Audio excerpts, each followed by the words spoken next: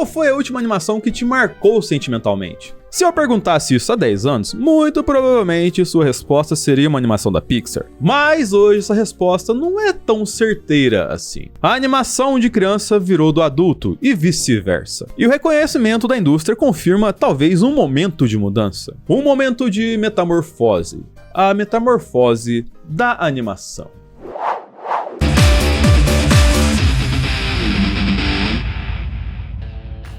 E aí galera, sejam muito bem-vindos a mais este analisador, onde vamos abordar essa questão da animação, principalmente agora depois do Oscar, onde seus 5 concorrentes dão o tom do que a gente está vendo no cenário atual de animação como arte cinematográfica. Pois a gente tem 2 animações stop motion, 2 animações, entre aspas, desenhadas, e apenas divertidamente como uma animação 3D no estilo que dominou os últimos 30 anos. E para entender essa mudança de rota na arte, vamos misturar umas cores aqui para entender que, na verdade, as coisas não são bem como a gente imagina.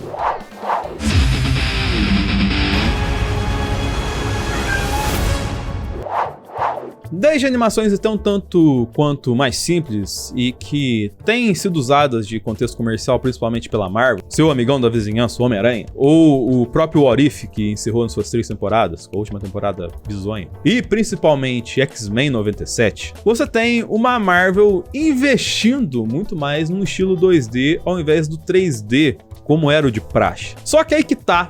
Aquilo que a gente vê não é exatamente um 2D. Muitas das vezes aquilo é uma espécie de estilo 3D mais pintura. Que aí evoluindo para uma segunda camada, para um segundo estilo, para um segundo nível de exigência e de arte também, é um estilo que tem ganhado destaque gradualmente e que tem um espaço de respeito muito grande, porque ele permite ter uma poesia visual muito bem feita. Ele tem estilo, ele tem textura, ele tem personalidade, ele tem uma poesia artística mais autoral para quem quer fazer. E ao mesmo tempo, ele é um estilo mais palpável, mais próximo a gente.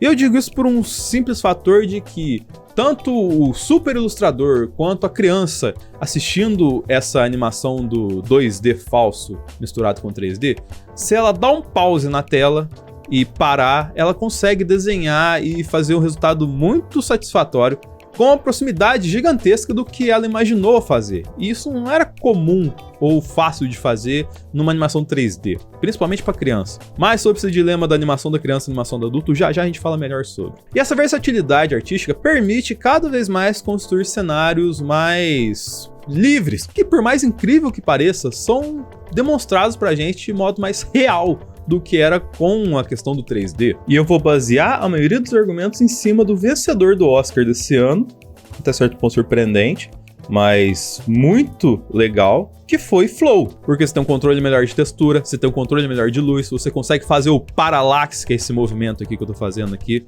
de uma forma muito mais crível para quem tá assistindo. É mais agradável você assistir, seus olhos não ficam agredidos com aquela plasticidade. Ele consegue trazer uma impressão geral de mundo muito mais próximo pra gente, mesmo que seja desenhado. Só que aí que entra o ponto que é colocado 2D falso. Porque por mais que ele pareça ser mais simples, que pareça ser o desenho no papel, ele é mais complexo de ser executado. Porque ele exige uma direção artística de conceito dessa questão que eu falei do colocar vida no papel. Porque antigamente tinha os conceitos que eram feitos no papel para você montar toda uma identidade e chegava na hora de executar ela com o 3D, não ficava fiel ao que a gente fez, ou que a gente colocou no papel para construir o conceito. E agora não, agora você consegue fazer de modo fiel e ao mesmo tempo mais fluido e mais envolvente. Porque justamente você está usando o 3D revestido pelo 2D. E um impacto direto disso que a gente tem, e é um feliz impacto, é o caso de Flow, que foi a animação do Oscar da Letônia, que se tornou simplesmente a maior bilheteria do país. Porque o gatinho ganhou uma estátua, os produtores chegaram com honras de heróis nacionais lá, eles ganharam até premiações de atletas olímpicos do governo da Letônia. Os prêmios que esse filme ganhou, tanto o Oscar quanto o Globo de Ouro, são expostos em um museu para as pessoas visitarem, assim como visitam a Mona Lisa, e o número de gente que tá indo ver é digno de uma Mona Lisa mesmo. Até os âncoras do jornal da Letônia usam a camisa do gato para apresentar o jornal agora. E eles conseguiram fazer tudo isso com um orçamento ridículo e através de um software que você pode fazer seu próprio flow em casa, pois eles fizeram isso com um software gratuito chamado Blender. E por ser mais difícil, ele acaba sendo mais valorizado tanto em produção quanto em arte, pois abre um caminho artístico gigantesco em um lugar onde o 3D meio que trilhou sozinho por décadas, que é esse 3D estilo Pixar. O que vamos fazer, Buzz? Usar a cabeça. Mas eu não quero usar a cabeça! 3D estilo Pixar não é o termo correto, mas vou chamar assim porque a Pixar ela atingiu um nível de excelência que ela era muito soberana. Algo que até ali mais ou menos em 2010, que foi quando saiu Toy Story 3, era fácil de ser executado apenas pela Disney, assim. Você tinha ali uma DreamWorks começando, algumas coisas paralelas da Sony, assim, pontuais, mas quem fazia isso com uma facilidade gigantesca era a Disney e a Pixar. Só que hoje, por mais incrível que pareça, esse 3D estilo Pixar, que é mais plástico, é muito mais fácil de fazer do que esse 2D falso, mais artístico. Isso tudo vem por conta de que a gente tá falando de um estilo de animação que é feito desde os anos 90, é aprimorado desde os anos 90, então você tem um amostral gigantesco de vários elementos que compõem essa animação, como que vai desde movimentação, até textura, até reflexos de luz e sombra, que eram coisas que não existiam no começo, quando a Pixar deu seu boom lá. Logo, com essa facilidade, com esse banco de dados gigantesco de informações para se fazer uma animação 3D, ficou mais barato de fazer em 3D. Paralelo a isso, o vício em você fazer o que dá certo e conseguir cada vez mais frutos e mais rentáveis em cima do que dá certo, acabou levando esse estilo a caminhos engraçados, principalmente na sua questão estética. Pois, principalmente os humanos, em muitos casos você não sabe diferenciar o que é cada personagem, o que é cada coisa em cada estúdio. A não ser, obviamente, o caso dos carrinhos e do carros. E se você não souber diferenciar, pelo amor de Deus, né? A repetição cansa. E esse estilo hoje é cada vez mais difícil de lançar um produto que traga um retorno satisfatório quando ele tá vindo numa proposta de trazer algo novo. Você pode ver que tem ainda bastante, e vai ter por muito tempo, muito filme no estilo 3D Pixar. Só que ali são franquias que já estão estabelecidas e que conseguem fazer o lucro em cima do seu fanbase cada vez mais gradual, trazendo as pessoas para o cinema. E até chegam a sofrer com isso, como por exemplo com o caso do novo Shrek 5, que meu Deus, mudaram tudo do Shrek agora, fizeram harmonização facial nele e tudo mais. Isso demonstra a valorização que esse estilo de obra tem atualmente pra gente. And the Oscar goes to Spider-Man Into the Spider-Verse. Mas quem valoriza esse conteúdo é você, que vai deixar o like maroto pra gente em cima dessa reflexão sobre animações pra você. Você.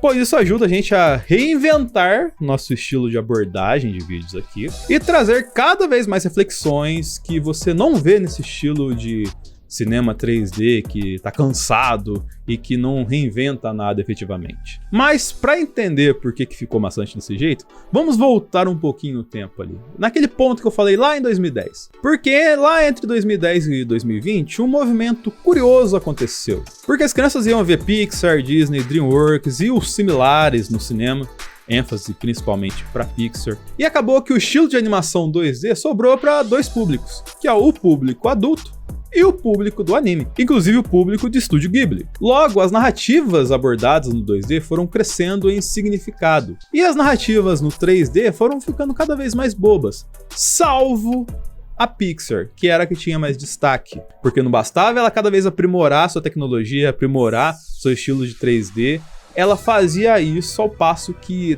trazia narrativas muito ricas para embalar suas histórias, e vinha aquela velha máxima que a gente sempre falava da Pixar, que faz o filme para criança, mas que o adulto chora. Porém, quando a Disney começa a desmembrar a Pixar para fazer seu Disney Animation Studios, que tem como principal fruto Frozen, a gente tem uma quebra de paradigma onde a força da Pixar ficou equivalente à força desse Disney Animations, todos pertencentes à mesma Disney. E eu não vou entrar muito nos méritos de direção, de por que essa mudança aconteceu, até porque tem um outro fator no meio desse bolo, que é o o caso de John Lasseter, que também impactou bastante o cenário da Pixar e o peso da Pixar nesse rolê todo, mas fez com que essas narrativas 3D, principalmente da Pixar, enfraquecessem e ficasse mais próximas dos concorrentes e chegou no nível que tá tudo muito igual, muito próximo. Logo, esse 3D acabou deixando de ser um diferencial. E em paralelo a tudo isso, esse público do 3D cresceu e começou também a consumir essas narrativas do 2D. E resgatou essa estética do 2D não só para as narrativas,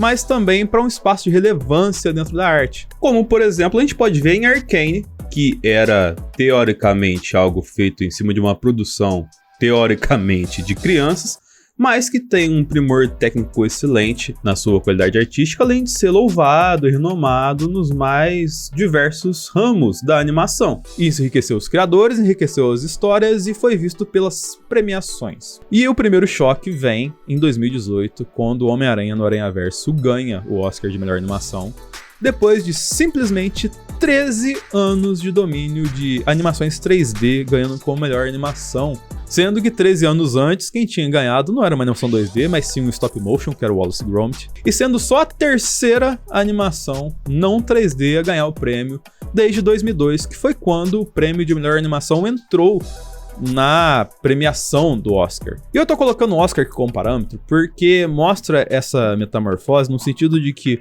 o Oscar parou de valorizar a melhor produção e passou a premiar a melhor história contada em animação. E isso é um ponto relevante demais para tudo que a gente está falando aqui. Porque quando priorizava a técnica, não valorizava a história. E essas reformulações ganharam um peso maior, principalmente desde a reformulação da academia, com um maior reflexo sendo que nas últimas duas premiações, quem venceu não foi uma animação 3D, e sim um stop motion e uma animação do estúdio Ghibli.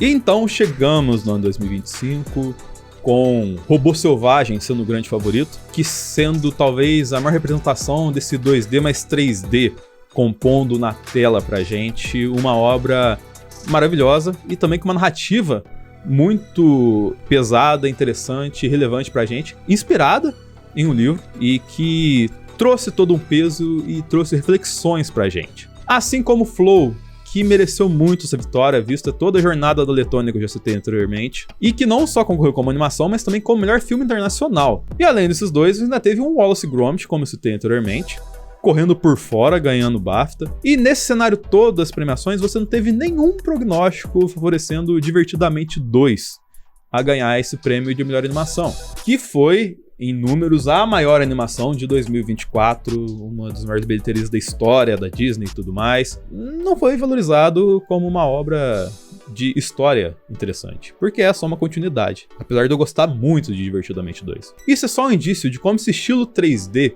Pixar pode estar passando por uma crise. E um exemplo disso pode ser a animação Neza 2, que muito provavelmente você nem sabia que existia, mas que é a maior bilheteria de animação da história do cinema. Porque ela também tem essas características do 3D, ela se parece com muita coisa que a gente viu, principalmente você pega Kung Fu Panda, Raya e o Último Dragão, mas é feito só pro mercado chinês e já tem 2,1 bilhões de dólares de bilheteria. O que mostra que esse padrão não é mais uma exclusividade só do mercado americano, digamos assim. Parece que hoje a animação 3D está se tornando muito mais um meio, se tornando muito mais uma ferramenta de trabalho, e esteja efetivamente deixando de ser a prioridade dentro de um estilo.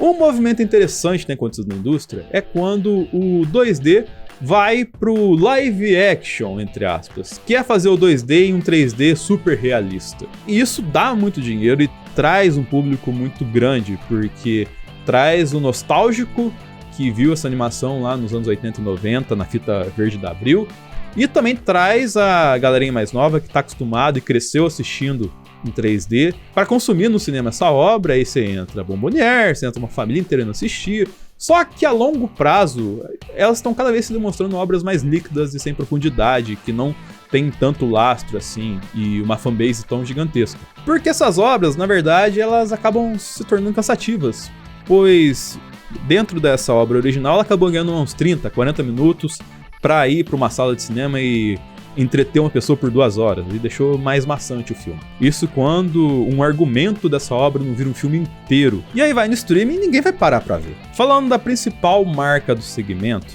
que é a Pixar, ela nunca deixou, apesar de todas as questões que eu coloquei no vídeo, a desejar no que se fala a esmero na produção. O senso estético da Pixar nunca foi efetivamente ruim. Por mais que hoje em dia todos os estúdios consigam fazer produtos de qualidade nesse segmento, o 3D Pixar da Pixar é quem ainda dá as cartas. Até mais que a Disney, porque no fim do dia é a Disney copiando dentro de casa a Pixar, né? Porém, como eu disse nesse cenário de franquias que não consegue se estabelecer, eu temo muito que essa magia da Pixar se perca por não ter mais autonomia nas suas narrativas. E acabe, no fim do dia, se tornando apenas mais um estúdio. E isso é muito lamentável. Mas tem alguns indícios que apontam para isso, porque dificilmente você vai ver uma criança na Disney querendo ir para ver os parques dos elementos ou para viver as emoções da Itália com os peixinhos de Luca, ou para ver o ambiente das almas que estão ali no limbo de Soul, ou se vestir como a raposa vermelha de Red, que é uma fera.